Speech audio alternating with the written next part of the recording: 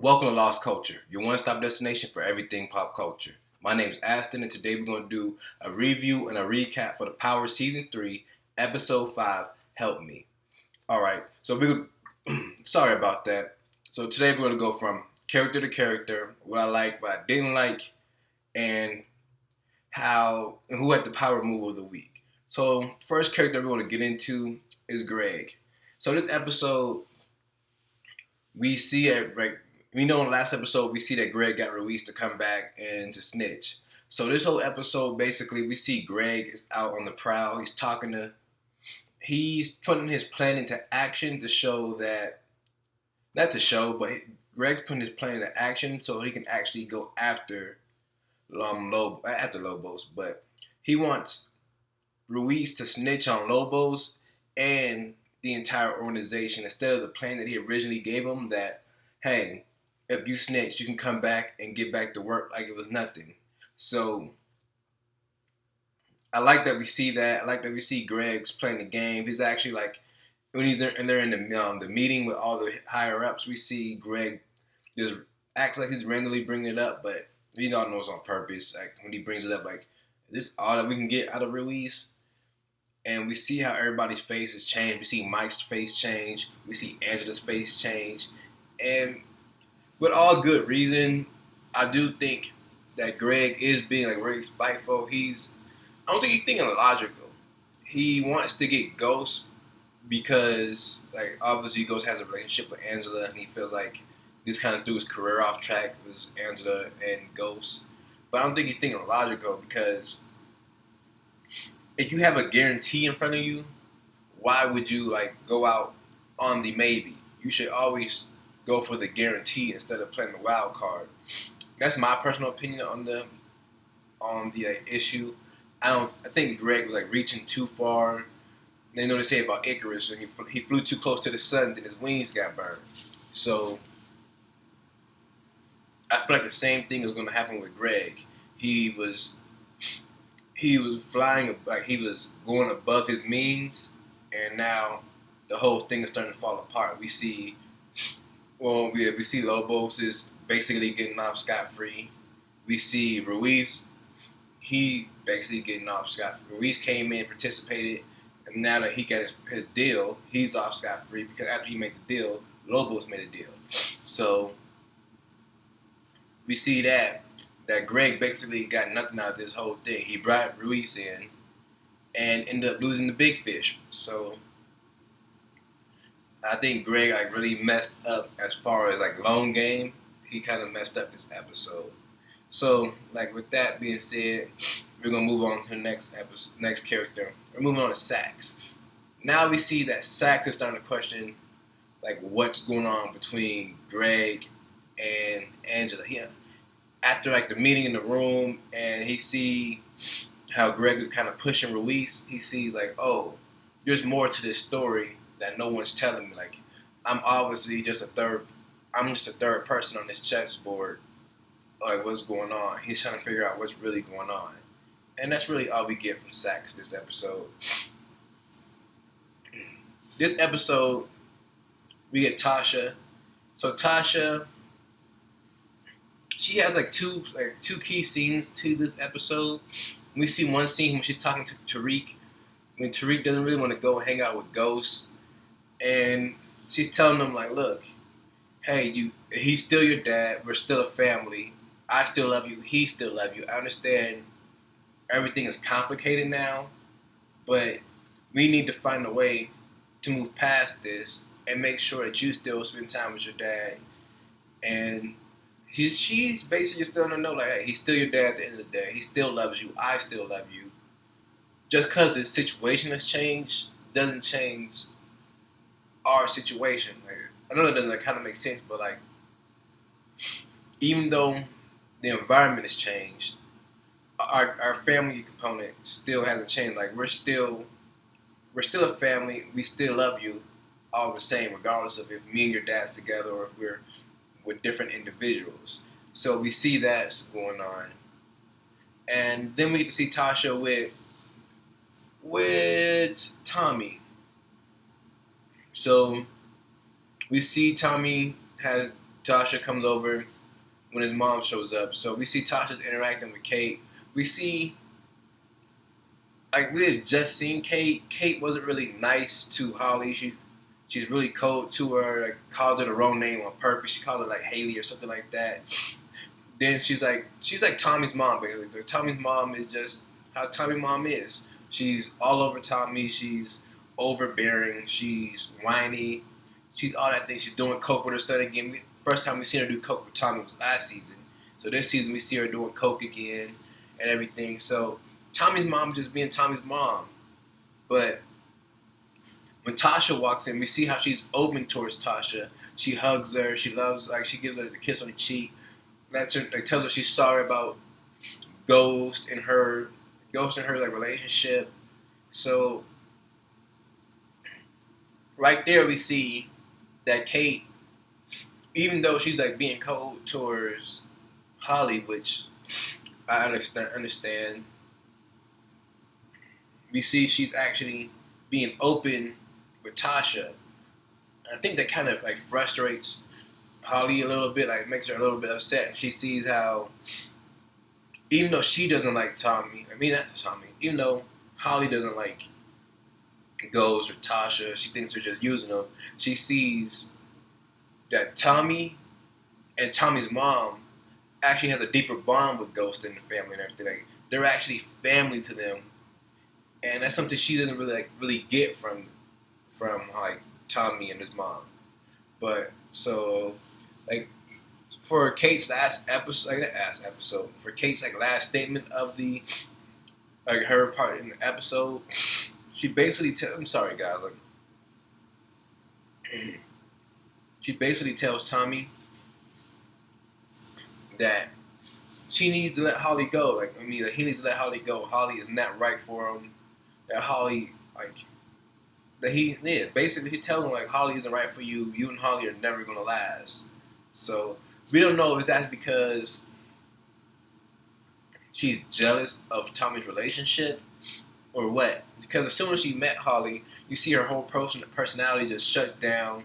She gets really cold towards Holly, even though, like, she's normally like real, like, ditzy and open towards Tommy, Ghost, and everybody else.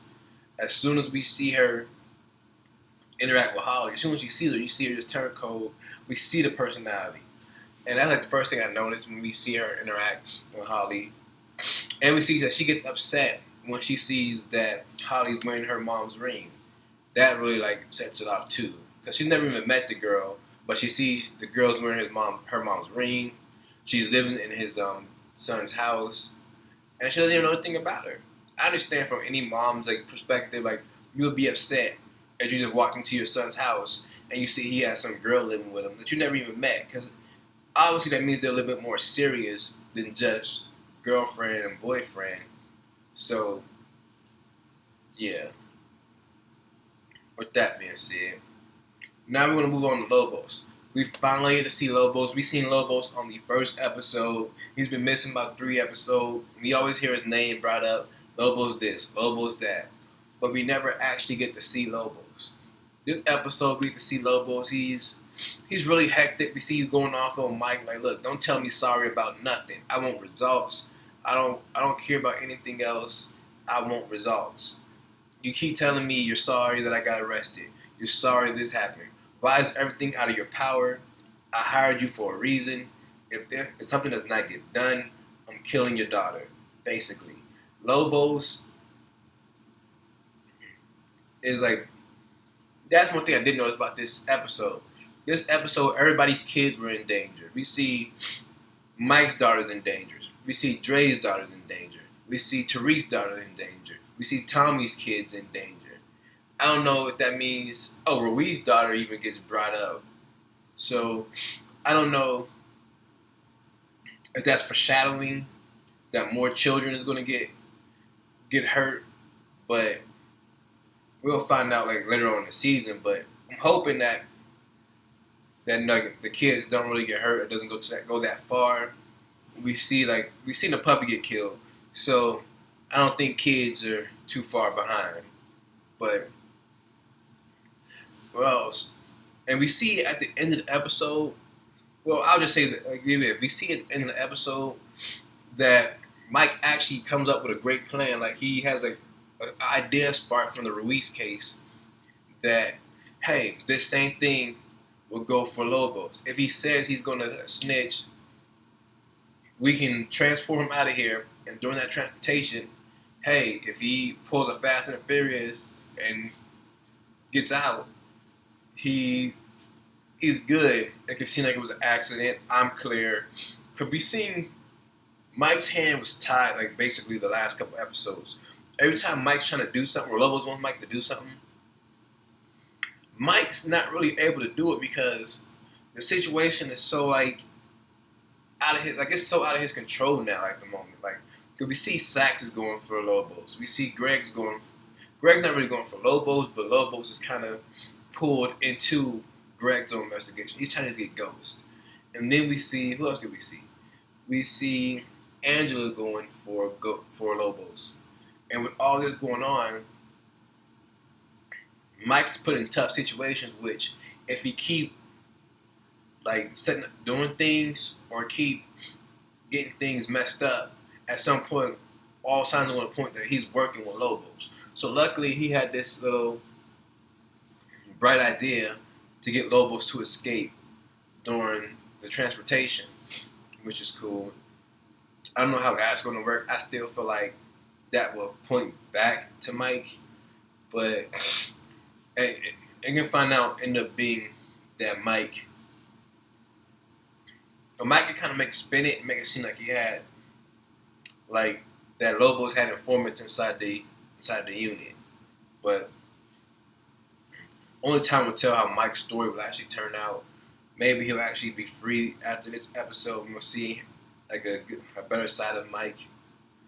Well, so Mike didn't have too much going on. Now we're going to move on to Angie. This episode, not Angie, I want to move on to Proctor. So, we see Proctor at the beginning of the episode when he just happened to be in the federal building when Ruiz is walking in. He pays like the doorman, like, look, hold the door a little bit longer so I can see what's actually going on. I can see, just in case I got any clients, I can tip them off. I actually like Proctor, Turtle, whatever you want to call him. I like him. He's he never has major roles in the episodes, but he has when he's on there, like when he's here, he's here. He's always involved in something, some small aspect of the show. We see Ghost is going to him, asking him for a separation, not a full blown divorce yet, but a separation. So he tells him like, look, I don't know if it's safe right now. We got Ruiz in the building. Angela hasn't told you anything. I don't know if you can trust her, but you need to figure out if you can trust her or what, because Ruiz is back in the building. Ruiz is obviously about to snitch. He's not walking around in handcuffs. He's there on his free will. He didn't get arrested. And it's not really safe for you to divorce your wife or get a separation from your wife when it could be possible that she could be used to testify against you. So you might want to slow things down and get things figured out before you actually go through with this separation and everything. And that's really all we get from Proctor this episode. Now, let's move on to Angie. So Angie, my baby Angie. I was kind of getting a little suspicious about her. I didn't know if she's going to hold goes down, but now we see Angie is in. She's all in with this relationship. Last couple episodes, like I was getting a little bit more skeptical. I didn't think they were going to make it. I saw things getting rough here, rough there. But hey, my baby came through when it mattered. Angela came through and shut it down. Like, she understood, like, being in her position, she understood, like, the code of the streets. She understood, like, Soldado Nation laws. Like, hey, if you saved my life, I kind of owe you, like, going like the Star Wars. Like, he has, like, a little life debt to the ghost, basically. So, which is kind of confusing. I don't know if this little debt only goes towards like one situation or it goes over. Because we know last season, Ruiz basically was getting ready to roll over on Ghost. So I'm confused how this episode he was willing to risk everything just because, just because off the fact what Angie said to him. So maybe, some little secret code that had to be said to him for it to work, which it worked. So that's all that matters. But I don't really understand why it worked this season and not last season, because we know Ruiz was getting ready to snitch last season, and yeah, that really kind of confused me right there. That really did kind of confuse me why it was so easy to convince him to that. So let's move on to Ruiz.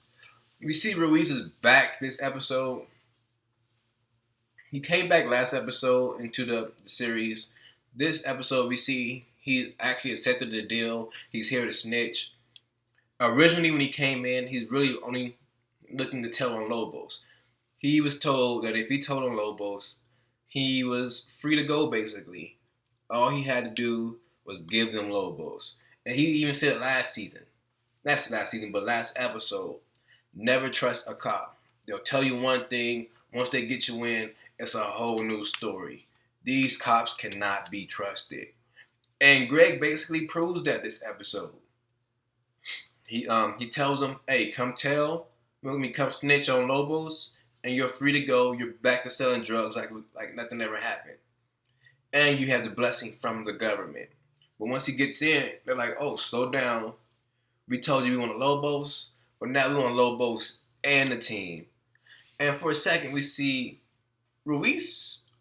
He plays tough. He plays those trump card. Like, look, I'm not gonna do this. I'm not gonna do it because it's not worth. It's not worth it to him. They already had Lobos, so it is snitching, but Lobos is already caught up anyway. So there's not really too much to say about that. But we see once Greg tells him, like, look, we got tapes on you. We got reason to suspect you in the murder of Nomar. And we see he actually opens up to actually snitching. Like, he actually agrees to snitch when she finds out they actually have evidence against him, against his not whole organization, but all the actions that he's been doing. So once we figure that out, that he sees like, oh, he's ready to snitch until Angie comes in and gives him like the magic words, like someone who saves my life is my brother until death or whatever. So we see it. He doesn't really like that, even though like she kind of saved him from. I don't know if he actually trusted her completely, or he felt like once he snitched, that ghost had a way to get to him. Because at that moment, when she said all those things to him, he obviously connected the dots that she was working for Ghost. So in that moment, I'm sorry, like I'm sick. So in that moment, we see that happening. Now, like, back to Angie. So, like, Angie says, hey, look, I've honestly done everything I could do for you. Like, she basically did everything she could. I can't think of any examples right now. I don't know why. But she basically told him, like, look, I did everything I could do for you. There's nothing more that I could do for you. I'm telling you, I can get in trouble right now, just letting you know that Ruiz is back in the country. Not back in the country, he was back in the state, and he's turning state property. Or turning state evidence.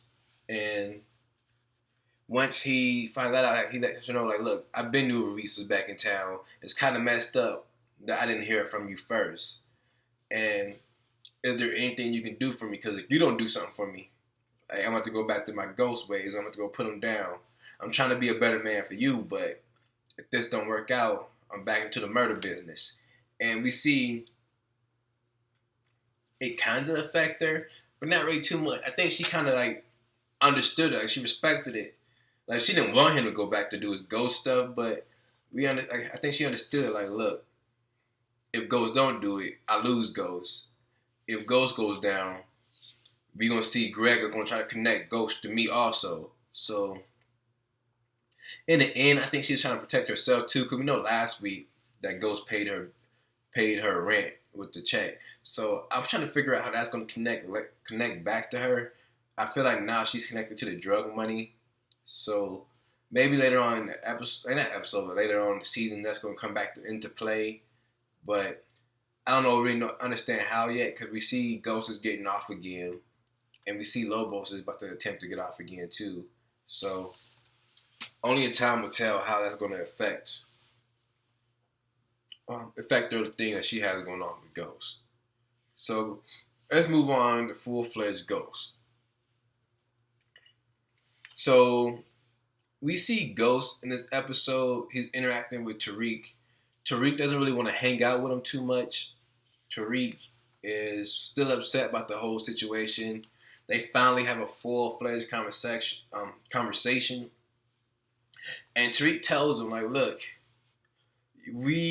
ever since Sean died, everything has just been changing so fast. You moved out, you got a new girlfriend, you're introduced to your girlfriend like so rash, so quickly. We're spending the night with your girlfriend, and I've just been angry at the whole situation. I'm not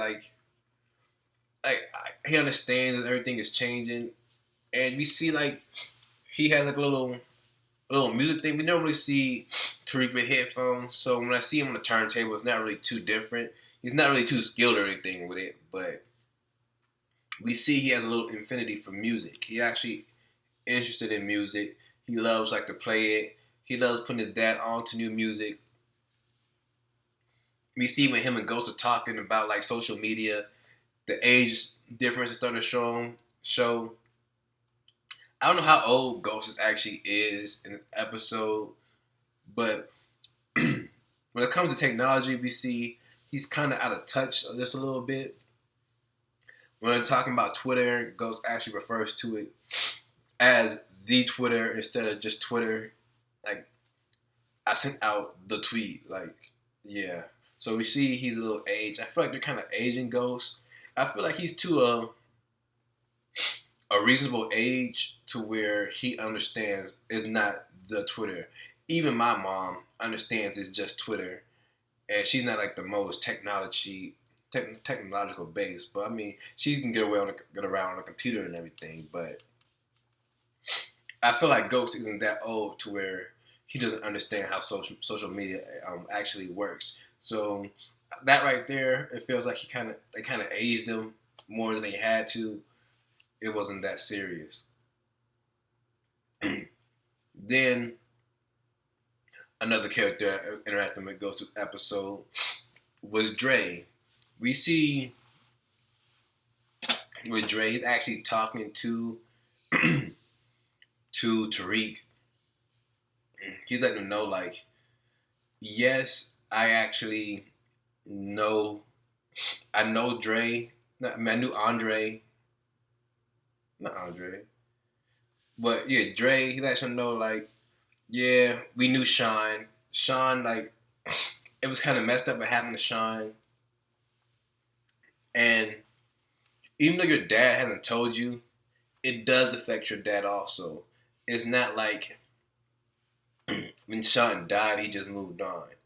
I was there with him when he found out. It actually hurt him really bad.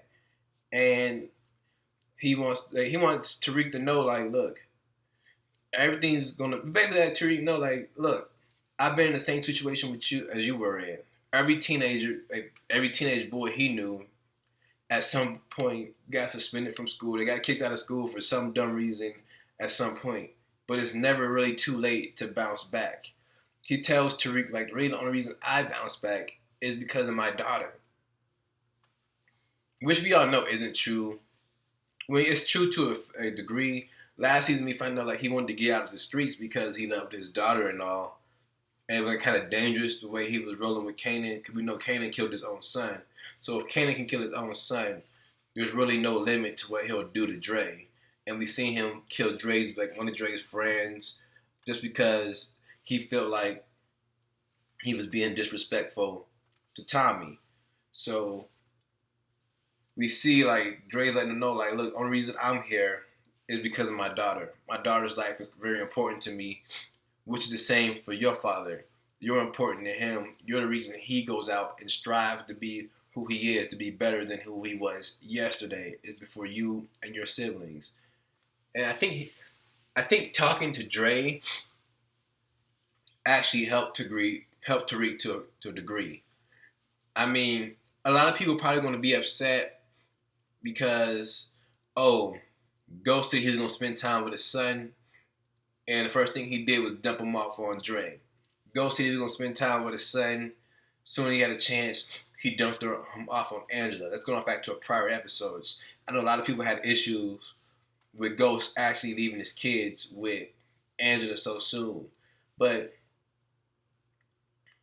even though it's soon for Angela meeting the kids, it's not really that soon for Ghost meeting the kids. Like, Ghost and Angela relationship goes back.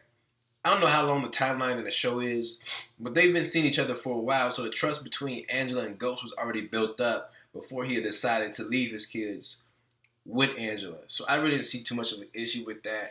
I felt like it's like okay, like it's okay to that degree. Like they were in a relationship, they knew each other, they trusted each other. So he felt like his kids were safe with her. The same instance with Dre. A lot of people are gonna have complaints about, oh, we can't trust Dre.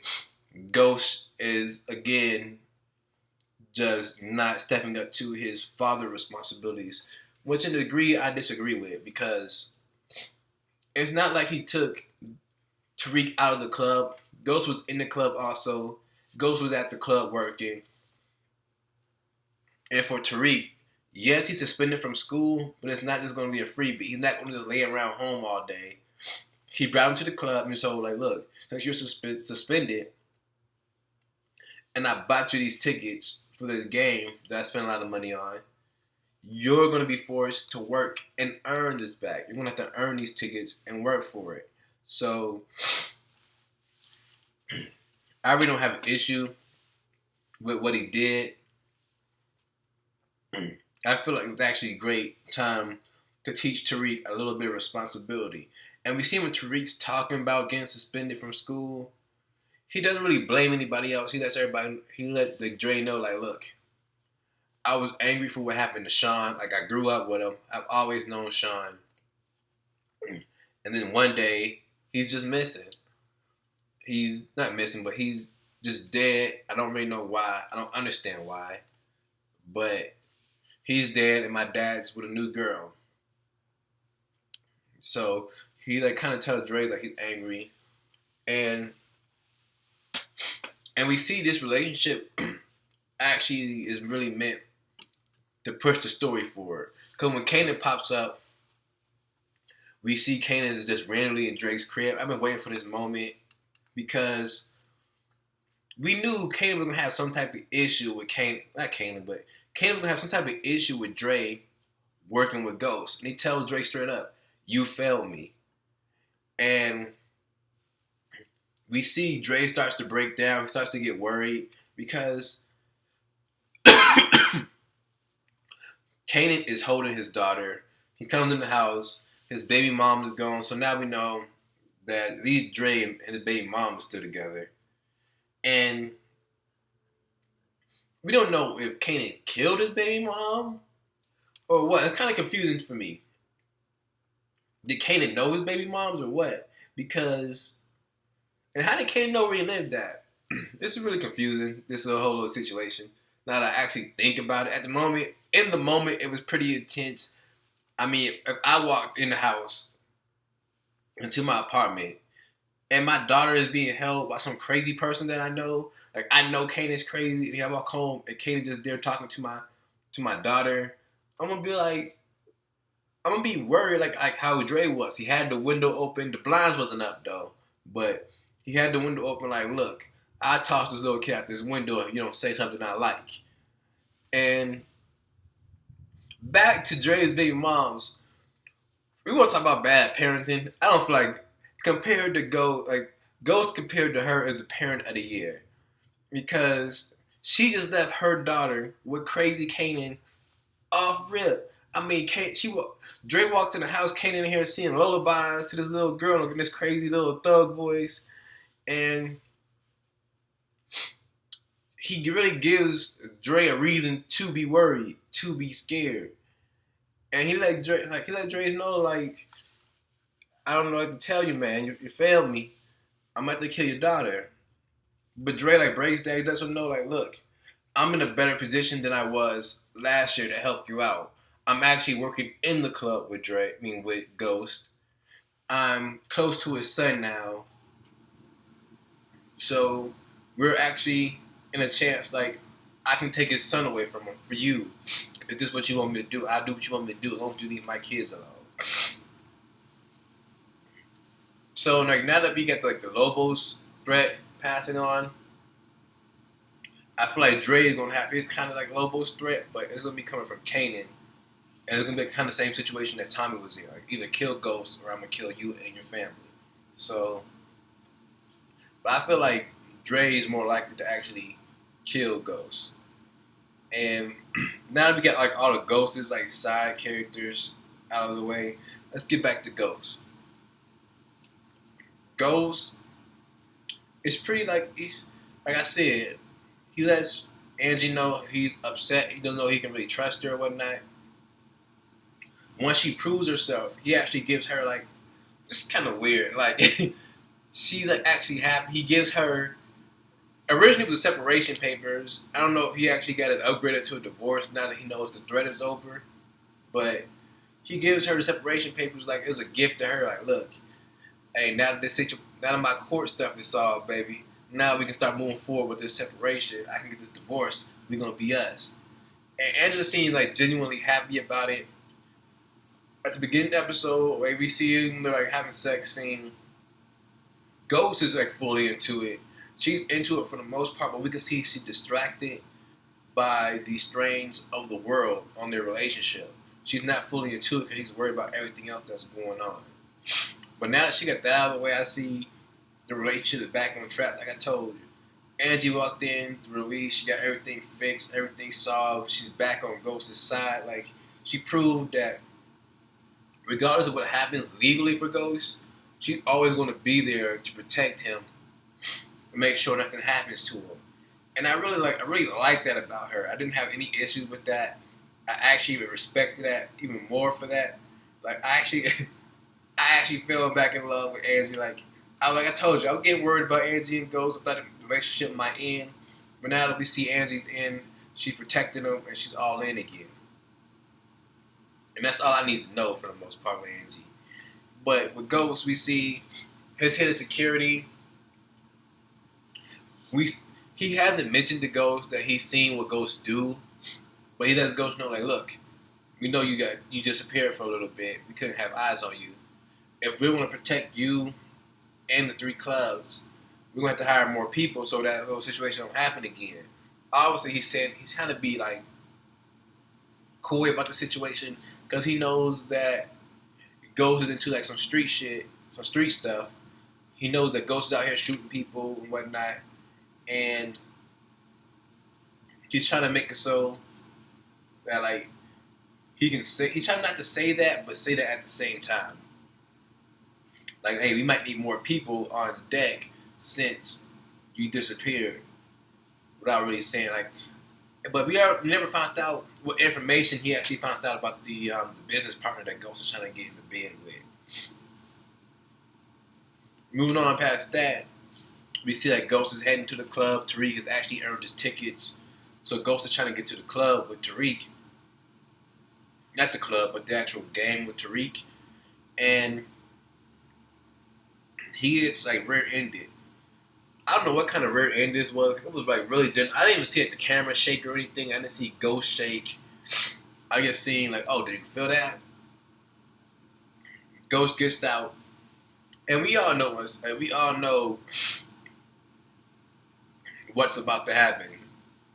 Ghost gets out. We see the Timbs hit the ground, and we see the Jamaicans. I don't understand why the Jamaicans waited so long. Like, if I was there to kill somebody, as soon as I had to drop on them, I would have just took it. Me personally, because they're like, these guys are contract killers. I don't understand why they took so long to actually kill Ghost. We see Ghost looks back Tariq is just in his own little world with his headphones on. And then we see the cavalry just hit the corner. Even though they told Ghost earlier, hey, we're no longer going to be telling you because we didn't see anybody telling you. Ghost said, okay, don't worry about it no more. Don't tell me no more. Nobody's on me. They come around that corner, lay everybody down. These dudes are precise. We see his hidden security hanging out the window with the submachine gun, just laying people down, like all three of them pretty instantly. And Tariq doesn't hear anything, doesn't see anything. Like, honestly, I think Ghost needs to keep them on retainer. He needs to keep them around the club. He needs to bring. Well, I understand why Ghost let them go, but he needs to keep them on retainer. He needs these boys are good. I feel like Ghost is gonna come back. We see every episode when things go wrong and Jamie's no longer suitable for the situation. We see Ghost is actually comes out. So I feel like as the episodes progress, we get closer to season 10, well, episode 10, we're going to see that Ghost is going to be more on the surface than Jamie. So I would like to see how that turns out. I like to see how this story turns out, how Ghost and the head security guard, are going to go. Because they came and killed everybody and then tell Ghost, hey, just leave the scene. We'll get this cleaned up. Don't worry about it. And after that, we see a switch and Ghost pops. And I'll go in further that once I get into Tommy. So this episode, we see Tommy. Tommy's at home. He's chilling. We see the whole episode opens up and we see Tommy's really stressed out. Tommy has been rubbing the barrel of his gun against the window ledge so much that it actually left an indenture. So that let us know how worried Tommy is, how scared Tommy is about the situation that's actually going on at the moment. Tommy's not just his old normal lucky ghost self where he's not really worried about anything. He thinks everything's just a joke and it's not that much of an issue. Tommy's actually genuinely scared and worried about this whole Lobo situation. He doesn't think it's the Koreans yet. He thinks it's just been he thinks it's been Lobos the whole time. So when his mom shows up and everything, his mom not getting along with Holly, his mom's staying there all day, rent hasn't paid, he calls Tasha, and gets everything sorted out, we see his mom gives him some advice like, you need to let go of Holly, she's not the one for you. That situation is not going to work out, it's only going to turn out bad. And then she tells him, you need to start hanging out with ghosts again. James has always had your best interest at heart. Even though we've seen him get arrested because of James, when anything happened to Tommy, whenever he's in a fight, whenever someone's trying to pick on Tommy, Ghost has always been there to stick up for Tommy to ensure they don't mess with Tommy anymore. So at that moment, we see the switch for Tommy. It pops in his head like, hey, I probably should really make up with Ghost. Even though my mom is like a drug addict, she doesn't have the best advice always. When it comes to people, for some reason, Kate is normally right. She was right about Holly. Holly was not a good girl for Tommy. It wasn't a good match, and it did turn out in tragedy. But as far as goes, he did always have his best interest. I think he realized that in that moment. So with that being said, let's move over to Holly. We see Holly's this whole episode being like Holly's normal self. For everybody who been wanting to see Holly, I know Holly's one of the most hated characters on the show. So for everybody that really wanted Holly to die, congratulations. It took how many episodes? 8, 10, 5, 23 episodes. She's finally dead. You guys are lucky. Like, you're lucky, but you guys have finally got what you guys have been petitioning for. You guys have been asking for on Twitter, on Instagram. Holly is finally dead like you guys wanted her to be. So congratulations. It kind of ended in tragedy, though. We see Tommy never got to learn about the baby, though. That's kind of sad. I think if he knew about the baby, the situation would have been a lot different. But hey, it's too late to spill over spilled milk at this particular moment. We see this whole episode. She's in contact with the Jamaicans. The Jamaicans are like, "Hey, let me know what address I gotta go hit them at. Let me know blah blah blah blah." And she's giving them all the information we need. It's really messed up because she's smiling in Tasha's face, but at the same time she's getting information from her so that she can kill the father of Tasha's children, which is like it's super messed up on so many levels. So like I don't understand how you can be like friendly with somebody and then at the same time have like this nasty intent going on. Like you know you're wrong for what you're doing, and yet Holly does it anyway. Holly is so like self-absorbed. She doesn't really care about the people around her. Even though I don't know if she was really doing it to protect Tommy or more so to protect herself, but either way, what she was doing was wrong. She went about it all wrong. She didn't get any permission from Tommy. She set this hit up. She's going through with this hit, all for a man who's really been looking out for Tommy and her. So it wasn't for Ghost, Tommy would have been dead last episode, in my personal opinion. He might have came out of that, but it looked pretty bad for Tommy last episode. So when Julio finally actually just showed up to the crib unannounced, like he should have done earlier, he lets Tommy know, like, look, we got an issue. The Korean's son has been killed. And with that, Tommy starts to connect the pieces. Like, hold up, when did this happen? Where did it happen at? And Tommy realizes, oh, snap. They were trying to kill me. And somebody stopped them from killing me. And it went back to the advice that his mom gave him, like, look, anytime you had a problem with somebody and somebody was picking on you, Ghost was always there for you. So it connected that Ghost was most likely the one who saved him. And we see like the little argument that pursues between him and Holly once Holly actually confesses to him, like, look, I did this to protect you. I sent the Jamaicans to kill Ghost. I don't want you to be anywhere near the club because the Jamaicans are there to kill Ghost. And if you go there, you're probably going to get involved and they're probably going to go after you also. And that really like sends Tommy, like it makes Tommy upset. But Tommy still isn't to the point to kill her yet. Tommy doesn't get to the point to kill her. I don't think he actually was to the point to kill her. He was more just angry at the moment. He was trying to like not really protect himself. He was trying to hurt her. But I don't think he had the intent to actually murder her at the moment. I feel like he actually lost control. We know Tommy's unstable once he gets upset. And she had really crossed the line at that moment. So he was really unstable about he just lost his best friend. He's basically losing his girlfriend. She kicked him in the testicles. She scratched his face. She's telling him he's worthless. He's never going to be anything without James. And now that James is dead, he's worthless. He's nothing without Ghost. Which, if she felt that way, I don't understand why she was with him all this time. There goes to show, like, she wasn't really built for this relationship, and she wasn't really built for this type of game. Like, as in the game, I mean, like the drug game. I think she felt like she was as smart as Ghost or as strong as Ghost in the drug like business, which doesn't make any sense. But we see once Tommy realizes what he has done, though, he goes into shock, and that shows like when Ghost walked through the door, we see Tommy's ball. We never seen Tommy that vulnerable before. He's just in a ball. He's all shell shocked about what he's done. He think he lost Ghost. He think he lost. Well, he knows he lost Holly because we see her face is blue by the time Ghost shows up.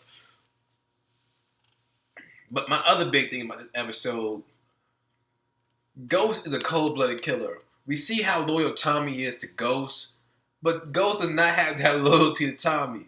Like, as soon as he thought Tommy set him up for the ooey, all black came out. He turned back to Ghost. He out here in this killer wardrobe. He's showing up to Tommy's house. He's using the key. And why does Ghost still have a key to Tommy's house? I don't understand it. Ghost just shows up in his killer outfit, ready to put Tommy down. So with Ghost, there's no questions asked. If he thinks you betrayed him, he's ready to put you down. I honestly respect it, and the most I respect that Ghost was like, I don't care who tried to kill me. I think it was Tommy. me and Tommy hired these Jamaicans before, so forget that. Tommy has to go, which is crazy because we seen these last 5 episodes. Tommy could not bring himself to kill Ghost, so for Ghost to be able to kill Tommy in 5 minutes is so crazy to me. I actually enjoyed it. I loved it. I love the fact that Ghost just says, "I'm all about the business. It's me first. Forget friends. Hey, if it comes down to me or you, I'm gonna choose me every time." I love it. And once he walks in the house and he sees what went on, and he sees Tommy's all vulnerable, he actually talks to him for a second. He finds out what really went on. So that stops him from actually killing Tommy. I'm surprised Tommy didn't maybe Tommy was so out of it that he didn't realize what was going on. Like, Ghost was there to kill you, and he didn't even realize that. But I'm glad he didn't kill Tommy. I'm glad we get to see him make up this episode, and they're back to friends again. Like, I call that. I figured normally, like when they have these big fights or whatever, they make up and they're back on the team. This one took a lot longer. It took 5 episodes for them to get back on track again. But hey, they're here. I'm willing to see how this season is going to turn out, how it's going to end. I'm happy about that. And now we're going to go on to what I liked about this episode. So I liked all the action. I liked how we see Ghost is stepping up to his father, like his father in the not abilities, but his responsibilities as a father to teach discipline, to show him like just because you get suspended from school and you don't got to go to school, you're not just going to lounge around. I liked how he brought Tariq to the club and made him actually work for him. I like how they showed the villainous side of Kanan. For a while, we got to see Kanan wasn't. We had to think Kanan wasn't as smart as he should have been. So when we see like when Drake just walked into the house, Kanan's there. He's like, "Look, I'm proud of you. You had when I first met you, you ain't have nothing, but now you done came up. So I'm glad to see how like conniving that Kanan actually is." And now for like the things I didn't like. I didn't like how easy it was like for Reese's character to flip on whether he's gonna snitch or not. Because we know last season Reese was willing to kill Ghost with no issue, and this season, like once Angie said those words to him, he was just willing to risk his freedom for Ghost, which I don't really feel like was in part of Reese's character that we've known up to this point. And that's really it. Also, back to the scene when Ghost get rear-ended, I feel like there was no really. Yes, you don't really need to see the car shake or anything like that, but I would have preferred to see the car shake at least a little bit. That's just my personal opinion. And that's really all I had that was like bad about the episode. Now to the power move of the week, I have to give the power move of the week to the head of Ghost's security. When he came around that corner to save Ghost's life, that was just like sticking out the window, looked like a West Coast drive-by. I fell in love with that shot. You just see him come around the corner like a Grand Theft Auto or something. I enjoyed it. He's so professional about it. Ghost get in the car and just ride out. Don't worry about this. We'll clean all this up. Don't worry about this. And that's my power move of the week. So thank you guys for tuning in and liking my thoughts. If you like what you heard, didn't like what you heard, put your opinions in the comment section. Give us a like. Share the video. You want other people to see the video. And thank you for tuning in. So don't forget to follow us on Instagram at lost_culture. Follow me on Instagram at Saint_Aston. And stay lost.